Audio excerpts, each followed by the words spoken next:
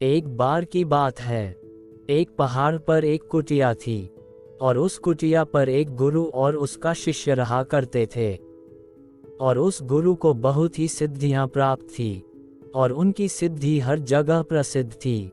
वह वहाँ के लोगों में इतनी ज़्यादा प्रचलित है कि लोग उनकी शक्तियों से भली भांति परिचित थे।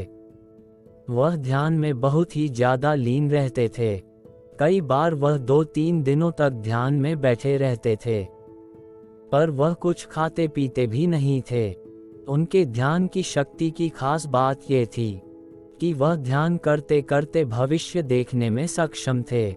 एक बार ऐसे ही वे ध्यान में लीन थे, तो एकाएक देखते हैं कि अगले 8 दिनों बाद उनके शिष्य की मृत्यु तय है।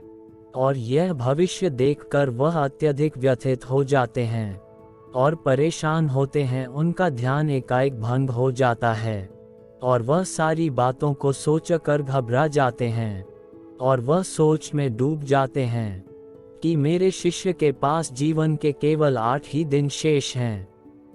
इसके बाद गुरु अपने शिष्य के पास जाते हैं और उसे कहते हैं कि मैं सोच रहा हूं कि तुम अगले 8 दिनों के लिए अपने परिवार के पास उनके गांव में मिलने के लिए चले जाओ।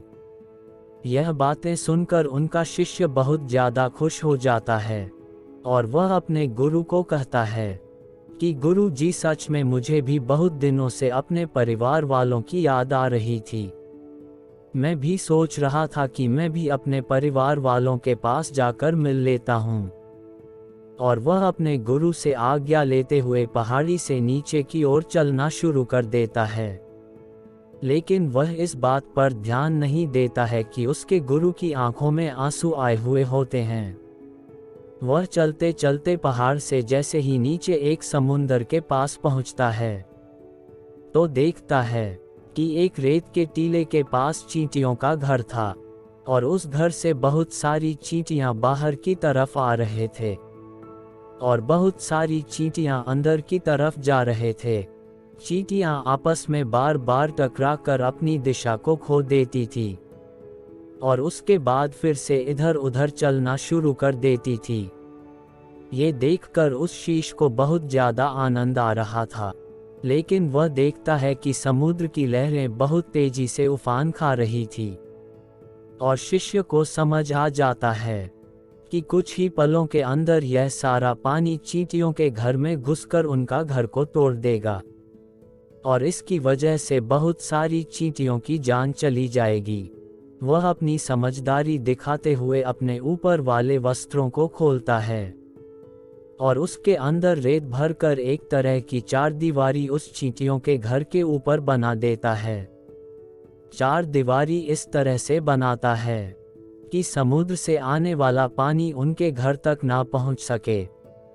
साथ ही साथ वह अपनी समझदारी दिखाते हुए एक तरह की नाली बनाता है, जिसकी वजह से वह समुद्र की तरफ से आने वाला पानी उस नाली में बहकर दोबारा समुद्र में जा सकता है। इस समझदारी की वजह से बहुत सारी चींटियों की जान बचा लेता है और आने वाली एक नाव में बैठकर अपने घर की ओर समुद्र पार करके निकल जाता है। वह अपने परिवार के साथ आता है और उसे पता भी नहीं चलता कि कैसे समय गुजर जाता है। वह अपना सामान बांधकर सोचता है कि अगले दिन मैं अपने गुरु के पास वापस चला जाऊंगा।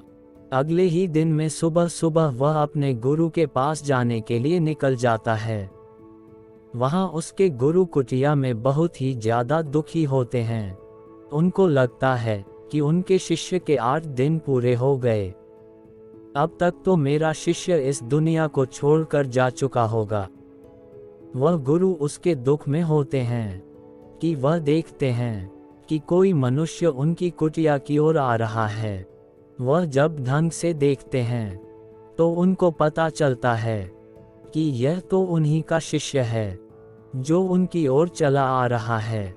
वह दौड़कर अपने शिष्य के गले लग जाते हैं और अपने शिष्य का हाल चाल पूछते हैं और शिष्य ये देखकर चौंक जाता है।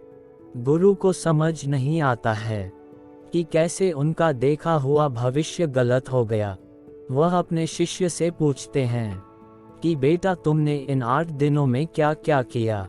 शिष्य अपने परिवार के साथ बिताए हुए सारे पलों के बारे में बता देता है। फिर शिष्य कहता है कि मैं आपको एक बात बताना भूल गया। जब इस पहाड़ी से मैं नीचे समुद्र की ओर गया था, तब मैंने ऐसे ही एक चींटियों की जान बचाई थी।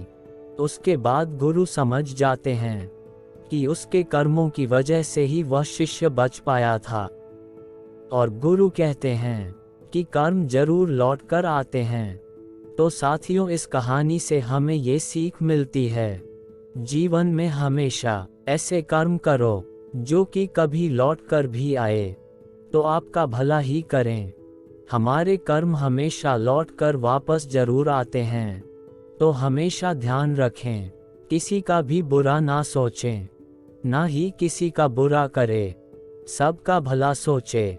और यदि कोई बुरा भी करता है तो उसको भगवान के भरोसे छोड़ दे, क्योंकि भगवान सभी ना सभी को एक दिन सबका कर्म जरूर लौटाते हैं। दोस्तों, कहानी अच्छी लगी तो वीडियो को लाइक और शेयर करें और नई नई कहानी सुनने के लिए हमारी चैनल को सब्सक्राइब करें।